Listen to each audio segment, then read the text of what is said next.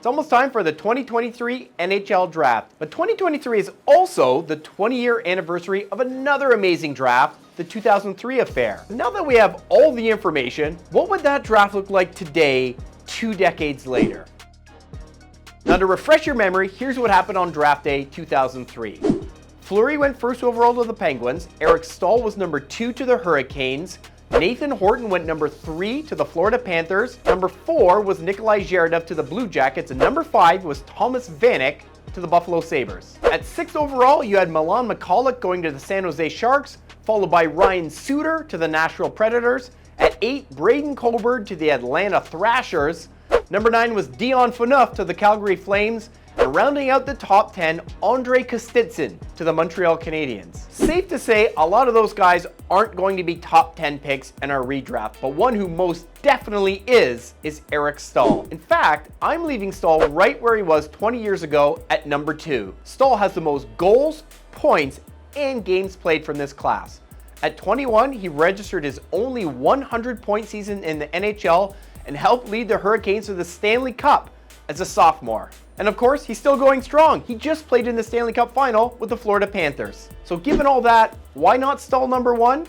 Because that slot has to be reserved for Patrice Bergeron. The Bruins found Bergeron with the 45th overall pick, and he immediately stepped into their lineup as an 18-year-old. Now, he doesn't have the big, flashy offensive season some guys on this list have, but he's still second behind Staal in points and is also number 2 in points per game in this draft class behind Ryan Getzlaf. But it's about so much more than the points for Bergeron, a surefire Hall of Famer who has carved out a permanent place in the conversation about the very best two-way players in the history of hockey. Okay, if it's Bergeron, Staal 1-2, I think number 3 has to be Brent Burns. At 37, he's still an elite point producer from the blue line for the Carolina Hurricanes after a decade of tearing it up for the San Jose Sharks. Drafted as a forward, remember, Burns switched to D as a pro, and he's the only defenseman from this draft class who holds a Norris Trophy. Burns' 29-goal season in 16-17 is the most by any defenseman since Mike Green had 31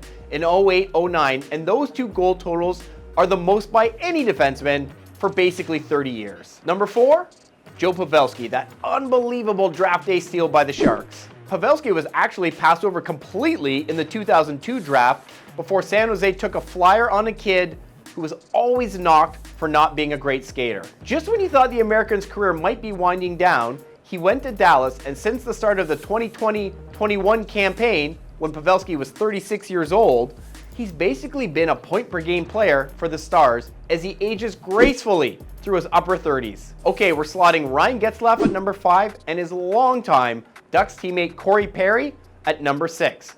True story?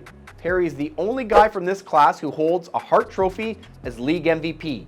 He won that on the back of a 50-goal campaign in 2010-11, and he is, in fact, also the only guy in this class with a 50-goal year and the Rocket Richard Trophy that came with it. At number 7, Shea Weber. Look, I know a lot of people would say Weber needs to be the first D off the board here, and I won't argue too hard with that. For a 5-year period starting around 2010, he was truly an amazing two-way force, and absolutely nobody liked going to the front of the net when Weber was standing there.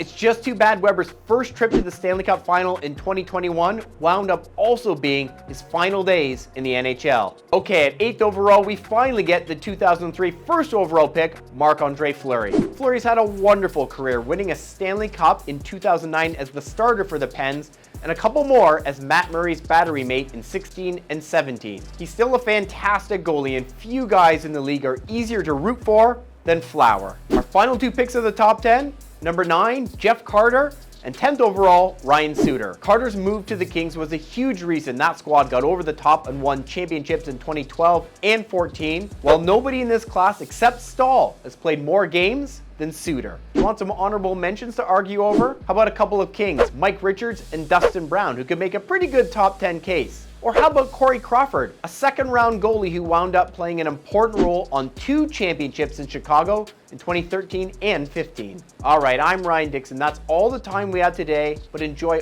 all the excitement around the draft, and just know the way we see the board today will seem very, very silly when we look back down the road.